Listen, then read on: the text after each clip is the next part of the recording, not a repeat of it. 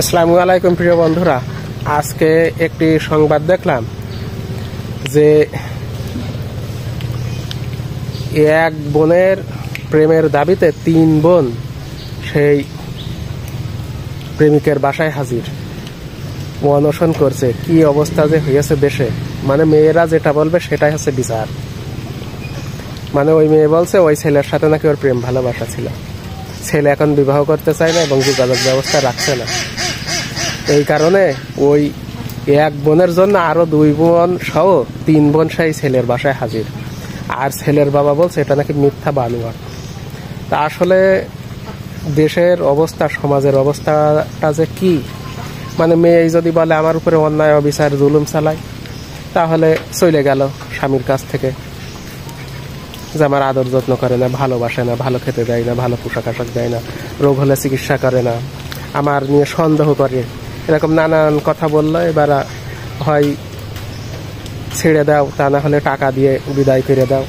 মানে মেয়েটাই যা বলবে সেটাই হচ্ছে বিচার। তারপরে বললো যে আমার সাথে প্রেম ছিল, এবার ওর বিয়ে করো, আর না হলে জরিমানা দাও। এইটা হচ্ছে অবস্থা।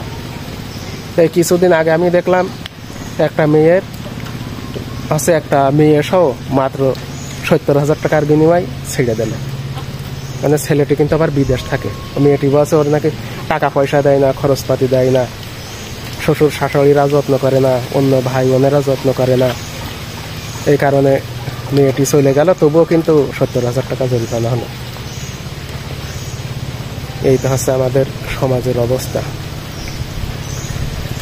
এই কারণে আমরা যখন বিবাহ শাদী করব, খুব জেনে বুঝে করব।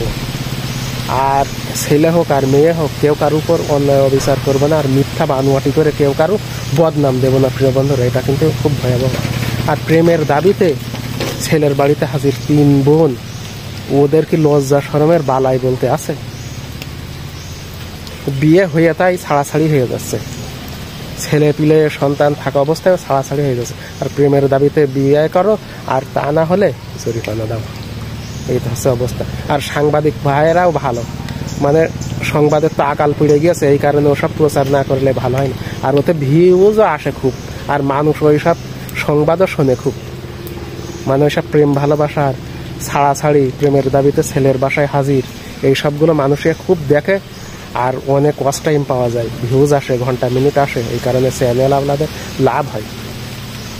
আর একটি গুরুত্বপূর্ণ কথা, সেটি হচ্ছে আমি ছোটবেলায় অনেক দেখেছি, প্রায় 8-10 বার, যে তখন ওই মেয়ে অথবা বধূর ওই বাসায় রাতের আধারে কোনো ছেলে অথবা কোনো বড় মানুষ, বিটা লোক ওই ওর কাছে গোপনে চলে যায়। গেলে অন্য মানুষরা আবার পাহারা দিয়ে হোক, আর যে কোনো অসচেতনা অবস্থায় হোক, ধরে ফেললে আটকে রাখে, এবং গ্রামের মেম্বার, চেয়ারম্যান, মোড়ল মাতব্বর নিয়ে সালিশ বসে। কিন্তু এখন দেখছি ওই রকম না প্রিয় বন্ধুরা, এখন রাতের আধারে মেয়েরা ছেলেদের বাসায় চলে আসছে। এইটা হচ্ছে অবস্থা। মানে ওই এখন যেন ওই ছেলেদের থেকে মেয়েদের অনেক সাহস, এবং ওদের পক্ষেই বিচার, এবং ওরা মানে ছেলেদের থেকে অনেক এগিয়ে গিয়েছে, মানে সমান অধিকার ছাড়িয়ে আরো মানে ডবল হয়ে গেছে। তা আমরা সবাই ভালো হয়ে বসবাস করবো, এবং ইহকাল ও পরকালের কথা মাথায় রেখে দুনিয়ার জীবন যাপন করব। এটাই হচ্ছে বাস্তব কথা। আচ্ছা, সবাই ভালো থাকেন, আমার জন্যও দোয়া করেন, আমিও সবার জন্য দোয়া করি। আল্লাহ হাফিজ।